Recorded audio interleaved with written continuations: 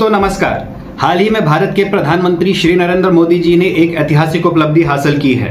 वो भारत के सबसे लंबे समय तक लगातार सेवाएं देने वाले चुने हुए प्रधानमंत्री बन गए हैं। इस उपलब्धि के लिए उन्हें दुनिया भर से बधाई मिली और हमारी तरफ से भी उन्हें ढेर सारी शुभकामनाएं।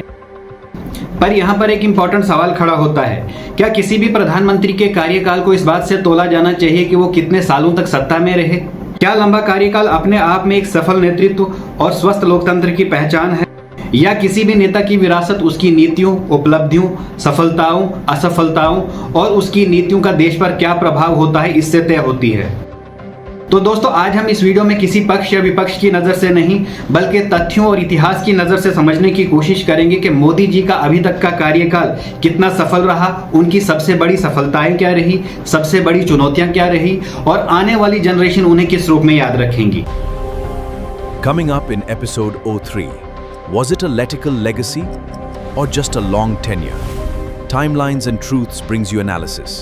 तो दोस्तों मोदी जी का अब तक का कार्यकाल प्रधानमंत्री के रूप में कितना सफल या असफल रहा, इस बात को समझने के लिए हमें उनके पूरे कार्यकाल को तथ्यों की कसौटी पर परखना होगा। हम उनकी सरकार में शुरू की गई कुछ स्कीम्स और इनिशिएटिव्स पर नजर डालेंगे। हम देखेंगे कि इन योजनाओं का क्या उद्देश्य था और ये योजनाएं अपने लक्ष्यों को कितना हासिल कर पाई। इसके अलावा हम देखेंगे कि मोदी सरकार ने जो इलेक्शन प्रॉमिसेस किए थे वो कितने पूरे किए और इसके अलावा इलेक्शन मैनिफेस्टो में जो कमिटमेंट्स की गई थी मोदी सरकार के द्वारा, उनमें से कितने वादे आज अधूरे हैं और कितने वादे मोदी सरकार ने पूरे किए। दोस्तों मोदी जी ने भारत के प्रधानमंत्री के रूप में अपना पद मई 2014 में संभाला। अपने पहले कार्यकाल में मोदी सरकार कई बड़े इनिशिएटिव्स और स्कीम्स लेकर आई। तो आइए एक एक करके इन इनिशिएटिव्स और स्कीम्स को समझने की कोशिश करते हैं और देखते हैं कि सरकार अपने लक्ष्यों को कितना हासिल कर पाई। मोदी सरकार का पहला बड़ा इनिशिएटिव था मेक इन इंडिया, जिसे सितंबर 2014 में लॉन्च किया गया। इसका मकसद था इंडिया को ग्लोबल मैन्युफैक्चरिंग हब की तरह एस्टैब्लिश करना। इसके अलावा 2022 तक 10 करोड़ से ज्यादा जॉब्स को पैदा करना और जीडीपी में मैन्युफैक्चरिंग के शेयर को 25% तक ले जाना। सरकार का कहना था कि मेजर ग्लोबल कंपनीज चाइना के बजाय इंडिया को अपनी प्रेफर्ड मैन्युफैक्चरिंग डेस्टिनेशन बनाएंगी। पर सवाल यह है कि क्या मेक इन इंडिया इनिशिएटिव्स अपने लक्ष्यों को हासिल कर पाया? एक तरफ भारत में मोबाइल मैन्युफैक्चरिंग, डिफेंस और इलेक्ट्रॉनिक सेक्टर में काफ़ी प्रगति की है। इसके अलावा आज एप्पल जैसे बड़े ब्रांड्स इंडिया में मैन्युफैक्चरिंग कर रहे हैं। तो क्या इसका मतलब मेक इन इंडिया इनिशिएटिव सफल रहा? दोस्तों ध्यान दीजिए इंडियन एक्सप्रेस की इस रिपोर्ट पे। इस रिपोर्ट में साफ लिखा है कि दुनिया की मेजर कंपनीज चाइना से अपनी डिपेंडेंस कम तो कर रही हैं, मगर वो इंडिया आने के बजाय मैक्सिको और वियतनाम जैसे देशों का रुख कर रही हैं। इस इनिशिएटिव का दूसरा बड़ा मकसद था जीडीपी में मैन्युफैक्चरिंग सेक्टर के शेयर को 25% तक ले जाना। पर क्या ये सरकार हासिल कर पाई? दोस्तों सरकार के खुद के आंकड़े कहते हैं कि आज भी 2026 में मैन्युफैक्चरिंग सेक्टर का शेयर 17 से 18% है और सरकार आज 2026 में कोशिश कर रही है इसे 25 से 26% लाने की 2030 तक। इसके अलावा इसका मकसद था 2022 तक 10 करोड़ से ज़्यादा जॉब्स को पैदा करना। पर क्या ये हो पाया? दोस्तों हम जानते हैं कि पिछले 10 सालों में सरकारी जॉब्स श्रिंक हुई हैं, ना कि बढ़ी हैं। दोस्तों मोदी सरकार का दूसरा बड़ा इनिशिएटिव था स्वच्छ भारत मिशन, जिसे 2 अक्टूबर 2014 में लॉन्च किया गया। इसके 3 मेजर ऑब्जेक्टिव थे: इंडिया को ओपन डेफिकेशन फ्री बनाना, प्रॉपर वेस्ट मैनेजमेंट और मैनुअल सिक्वेंजिंग को पूरी तरह से इराडिकेट करना। इस स्कीम के तहत भारत सरकार ने देश में लाखों करोड़ों टॉयलेट्स का निर्माण किया और सच कहूं तो ये स्कीम सरकार की उन स्कीम में से एक है जहां जमीन पर स्पष्ट परिवर्तन नजर आते हैं। ग्रामीण इलाकों में टॉयलेट्स की संख्या बढ़ी है और लोग सफाई के प्रति जागरूक हुए हैं। आज 2026 में मोदी सरकार का दावा है कि भारत ओपन डेफिकेशन फ्री है। दोस्तों ये बात सच है कि सरकार ने इस स्कीम के तहत देश में करोड़ों टॉयलेट्स का निर्माण किया, मगर आज भी हमारे देश में 41 से 42 करोड़ लोग ऐसे हैं जो ओपन डेफिकेट करते हैं, जो टॉयलेट्स का यूज नहीं करते या उन्हें टॉयलेट्स का एक्सेस नहीं है। इसकी काफ़ी सारी वजह हो सकती हैं, मगर बेसिक वजह यह है कि सरकार ने सिर्फ टॉयलेट्स बनाने पे ध्यान दिया। उनमें पानी कहाँ से आएगा या उन इलाकों में पानी कहाँ से आएगा जो पहले से ही पानी की किल्लत से जूझ रहे हैं, इस पर कोई ध्यान नहीं दिया गया। इस स्कीम का दूसरा बड़ा ऑब्जेक्टिव था मैनुअल सिक्वेंजिंग को पूरी तरह से खत्म करना, मगर ये सिर्फ सरकार का एक दावा था। हकीकत ये है कि आज भी मैनुअल सिक्वेंजिंग उसी तरह से उसी रूप में है और सरकार ने इसके लिए कोई काम नहीं किया। स्वच्छ भारत मिशन का तीसरा इंपॉर्टेंट ऑब्जेक्टिव था प्रॉपर वेस्ट मैनेजमेंट। दोस्तों, वेस्ट मैनेजमेंट हमारे देश में कितनी बड़ी प्रॉब्लम है ये किसी से छुपा नहीं है। हमारे देश में हर रोज लाखों करोड़ों टन वेस्ट जनरेट होता है, मगर उसका हार्डली 2 से 5% रिसाइकल या प्रॉपरली मैनेज होता है। मोदी सरकार का तीसरा इंपॉर्टेंट इनिशिएटिव था स्मार्ट सिटीज मिशन। इसे साल 2015 में लॉन्च किया गया और इसका मकसद था देश में 100 स्मार्ट शहरों को विकसित करना। तो क्या होता है एक स्मार्ट सिटी? स्मार्ट सिटी का मतलब सिर्फ अच्छे फुटपाथ या अच्छी बिल्डिंग नहीं होता। इसका मतलब होता है ऐसा शहर जहां बेहतर रोड्स हों, एफिशिएंट पब्लिक ट्रांसपोर्ट, साफ पानी, 24/7 बिजली, अच्छे ड्रेनेज सिस्टम, स्वच्छता, सुरक्षा और एक बेहतर लाइफ क्वालिटी। तो आज 2026 में खड़े होकर अगर हम देखें तो क्या हम भारत के किसी भी शहर को स्मार्ट कह सकते हैं? बाकी शहरों की बात छोड़िए दोस्तों, अगर हम देश की कैपिटल की बात करें तो ये आज भी दुनिया की मोस्ट पॉल्यूटेड कैपिटल है। यहाँ के कचरे के पहाड़ दुनिया भर में फेमस हैं। दिल्ली के पब्लिक ट्रांसपोर्ट का बुरा हाल है। बेसिक सुविधाएं जैसे बिजली और पीने के पानी का तो और भी बुरा हाल है। बात करें अगर हमारे देश की फाइनेंशियल कैपिटल मुंबई की, तो यहाँ के पब्लिक ट्रांसपोर्ट को देखिए। मुंबई का पब्लिक ट्रांसपोर्ट आज भी दुनिया के वर्स्ट पब्लिक ट्रांसपोर्ट सिस्टम में गिना जाता है। इसके अलावा रिसेंट की न्यूज को देखिए जहां लोग मुंबई में बीचेस के किनारे सो रहे हैं क्योंकि इलेक्ट्रिसिटी का कोई नामो निशान नहीं है। एक्चुअल में स्मार्ट सिटीज के नाम पर लाखों करोड़ों रुपए को खर्च किया गया और सिर्फ शहर के 2 से 3% इलाके को डेवलप किया गया, और वो भी मोस्टली उन इलाकों को डेवलप किया गया जो ऑलरेडी पॉश इलाके थे। मोदी सरकार का चौथा बड़ा इनिशिएटिव था स्किल इंडिया मिशन। इसके तहत हिंदुस्तान के बेरोजगार युवाओं को इंडस्ट्री की जरूरतों के हिसाब से स्किल और ट्रेनिंग देना था ताकि उन्हें जॉब की अपॉर्चुनिटीज मिल सके। इसके लिए पीएम कौशल विकास योजना को 2016 में शुरू किया गया। पीएम कौशल विकास के तहत फेज 1 में तकरीबन 1 करोड़ से ज्यादा युवाओं को ट्रेनिंग और सर्टिफिकेट्स बांटे गए। ये आंकड़ा सेकंड फेज में घटकर 7 से 8 लाख युवाओं तक पहुंच गया और फेज 3 में 5 से 6 लाख युवाओं तक पहुंच गया। इसके अलावा फेज 1 में जो कैंडिडेट्स सर्टिफिकेट्स लेकर इंडस्ट्री में जॉब ढूंढने गए उनमें सिर्फ 12% कैंडिडेट्स ही जॉब हासिल कर पाए। ये आंकड़ा फेज 3 में कैंडिडेट्स के लिए 0.37% तक रह गया। तो सवाल यह है कि क्या इस मिशन को फेलियर माना जाए या एक सक्सेस माना जाए? अभी तक की जानकारी से हमें यह समझ आता है कि सर्टिफिकेट बांटने और एम्प्लॉयमेंट देने में फर्क होता है। अगर ये मिशन सफल रहा होता तो भारत के युवा कॉकरोचेस बनकर सड़कों पर डंडे नहीं खाते। आज भारत के युवा PhDs और मास्टर्स करने के बाद भी 4th क्लास की जॉब्स के लिए लाइन में नहीं खड़े होते। मोदी सरकार के बड़े वादों में से एक वादा ये भी था कि 2022 तक किसानों की आमदनी को डबल किया जाएगा। इसके लिए सरकार का कहना था कि बेहतर MSP, irrigation projects, technology, crop insurance schemes और मार्केट रिफॉर्म्स किए जाएंगे।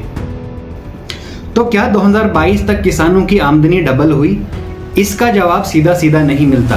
अगर जमीनी हकीकत की बात करें तो एक तरफ जहां सरकार ने PM किसान और फसल बीमा जैसी योजनाएं शुरू की हैं जिसका लाभ किसानों को मिल रहा है, वहीं दूसरी तरफ बढ़ती लागत, पेट्रोल और खाद के बढ़ते दाम और लोन जैसे मुद्दे आज भी एक बड़ी चुनौती है। सरकार का दावा है कि किसानों की आमदनी में बढ़ोतरी दर्ज की गई है, लेकिन सरकार के इस दावे को परखने के लिए हमारे पास कोई लेटेस्ट डेटा मौजूद नहीं है। NSO का लेटेस्ट डेटा 2018 और 19 के सालों का है। मोदी सरकार के दौर में किसान के अच्छे दिनों का हिसाब उनकी सुसाइड रेट से लगाया जा सकता है। मोदी सरकार के पहले कार्यकाल में किसानों की सुसाइड रेट्स में अच्छी खासी कमी देखने को मिली। वहीं मोदी सरकार का दूसरे कार्यकाल किसानों के प्रति आलोचनाओं से घिरा रहा, फिर चाहे वो 3 फार्म लॉज के बाद के प्रोटेस्ट की बात हो या 2022 से 2023 में इंक्रीज फार्मर सुसाइड रेट के डेटा से की बात हो। महिला सशक्तिकरण और सुरक्षा मोदी सरकार का एक बड़ा एजेंडा रहा। इसके लिए 2014 में सत्ता में आते ही मोदी सरकार ने कई बड़े कदम उठाए, जैसे बेटी बचाओ बेटी पढ़ाओ स्कीम, सुकन्या समृद्धि योजना, उज्ज्वला गैस योजना और ऐसी कई योजनाएं जिसका सीधा असर महिलाओं की शिक्षा, स्वास्थ्य और आर्थिक स्थिति पर देखने को मिला। इस सबसे महिलाओं के school enrolment ratio, bank account ownership और LPG कनेक्शन जैसे इंडिकेटर पर सुधार देखने को मिला।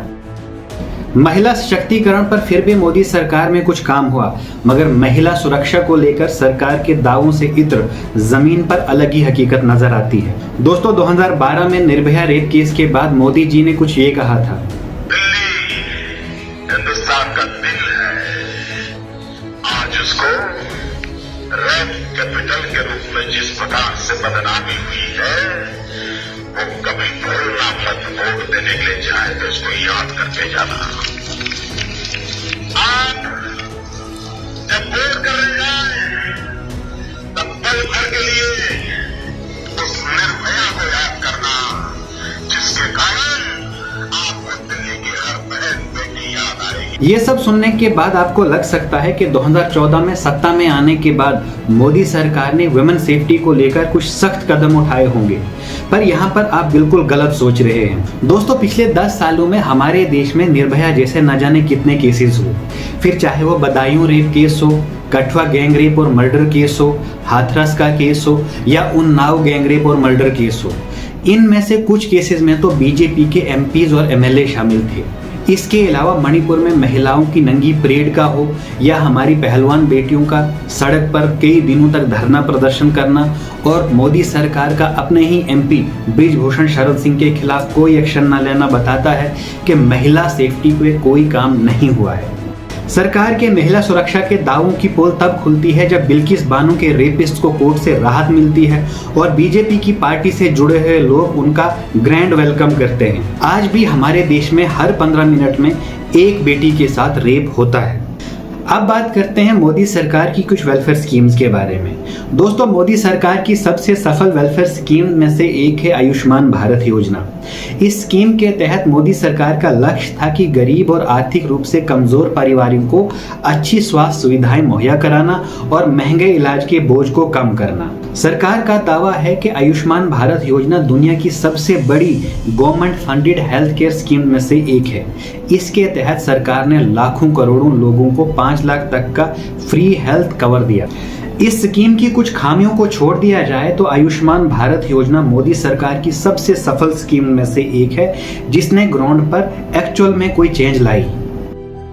मोदी सरकार की दूसरी सबसे सफल वेलफेयर स्कीम है पीएम आवास योजना। इस योजना के तहत सरकार का लक्ष्य था कि 2022 तक हिंदुस्तान के हर परिवार को अपना घर मुहैया कराया जाएगा। इस योजना के तहत शहरी और ग्रामीण इलाकों में लाखों करोड़ों घरों का निर्माण किया गया, जिससे वहां के लोगों को मजदूरी भी मिली।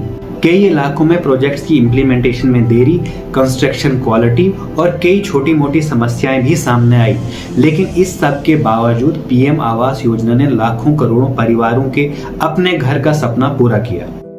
दोस्तों मोदी सरकार के सबसे सफल इनिशिएटिव्स में से एक था डिजिटल इंडिया मिशन। इसका मकसद था इंडिया को एक डिजिटल इकोनॉमी बनाना। इसके अलावा सरकारी सर्विसेज को ऑनलाइन लाना और टेक्नोलॉजी को आम आदमी तक पहुंचाना। आज अगर हम अपने मोबाइल फोन्स को देखें तो UPI payments, online banking, DigiLocker, e governance, online certificates और ना जाने कितने ऐसी चीजें हमारी जिंदगी का हिस्सा बन चुके हैं। सरकार का दावा है कि डिजिटल इंडिया ने भारत को दुनिया की सबसे तेजी से बढ़ती हुई डिजिटल इकोनॉमीज में शामिल कर दिया है और सच ये है कि यूपीआई पेमेंट्स के मामले में भारत दुनिया के विकसित देशों से आगे नजर आता है। दोस्तों मोदी सरकार ने 2014 के चुनाव में नेशनल सिक्योरिटी और आतंकवाद पर सख्त कदम उठाने का वादा किया था। सरकार का कहना था कि वो टेररिज्म पर जीरो टॉलरेंस की पॉलिसी अपनाएगी और नेशनल सिक्योरिटी को सबसे ऊपर रखा जाएगा। लेकिन सवाल ये है कि क्या मोदी सरकार आतंकवाद की समस्या को पूरी तरह से समाप्त कर पाई? दोस्तों हमने देखा कि मोदी सरकार के 12 साल के कार्यकाल में कई बड़े आतंकवादी हमले हुए, फिर चाहे वो पठानकोट आतंकवादी हमला हो, उड़ी आतंकवादी हमला या फिर पुलवामा और पहलगाम जैसे भयानक आतंकवादी हमले हों। इसलिए अगर निष्पक्ष मूल्यांकन किया जाए तो नेशनल सिक्योरिटी और टेररिज्म के मामले में मोदी सरकार को कई महत्वपूर्ण सफलताएं जरूर मिली हैं, लेकिन टेररिज्म आज भी भारत की एक बहुत बड़ी समस्या है और सरकार को इस पर बहुत काम करने की जरूरत है। यह ये भी सच है कि जम्मू कश्मीर में आतंकवादी और स्टोन पेल्टिंग की घटनाओं में कमी दर्ज की गई है। ये तो बात हुई मोदी सरकार के उन इनिशिएटिव्स और स्कीम्स की जो उन्होंने अपने पहले कार्यकाल में शुरू किए, जिनका हमने विस्तार से और तथ्यों के साथ विश्लेषण किया। अब बात करते हैं मोदी सरकार के दूसरे कार्यकाल में कुछ बड़े इनिशिएटिव्स की और देखते हैं कि उनका जमीन पर क्या असर रहा। मोदी सरकार के दूसरे कार्यकाल का पहला बड़ा प्रॉमिस था हिंदुस्तान की इकोनॉमी को 5 ट्रिलियन तक ले जाना 2025 तक। तो क्या सरकार अपने इस प्रॉमिस को पूरा कर पाई? जवाब है नहीं। आज इंडिया दुनिया की 6th लार्जेस्ट इकोनॉमी है।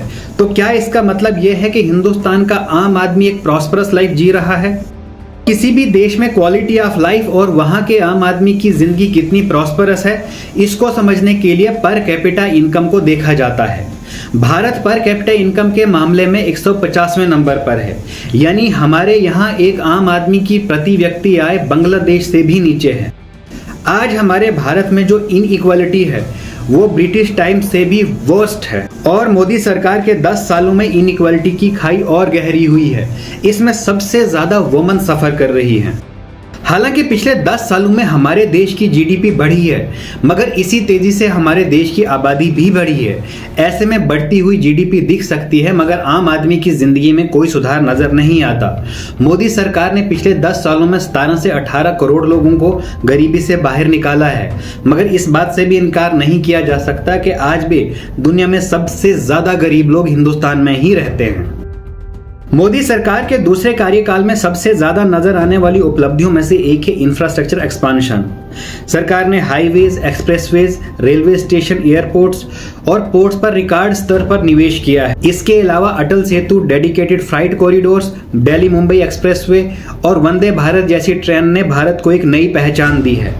ये सच है कि मोदी सरकार में इंफ्रास्ट्रक्चर के क्षेत्र में काफी प्रगति देखने को मिली है, मगर ये भी हकीकत है कि मोदी सरकार के कई इंफ्रास्ट्रक्चर प्रोजेक्ट्स में ट्रांसपेरेंसी और करप्शन एक बड़ा इश्यू है। फिर चाहे वो अटल सेतु जैसे महत्वपूर्ण प्रोजेक्ट में करप्शन की बात हो, एक्सप्रेसवेज में करप्शन की बात हो, हाईवेज में करप्शन की बात हो, बिहार और देश के अन्य हिस्सों में गिरते पुलों में करप्शन की बात हो या कोलैप्सिंग टनल्स और एयरपोर्ट्स की बात हो, करप्शन मोदी सरकार के दौर में एक बड़ा इश्यू है।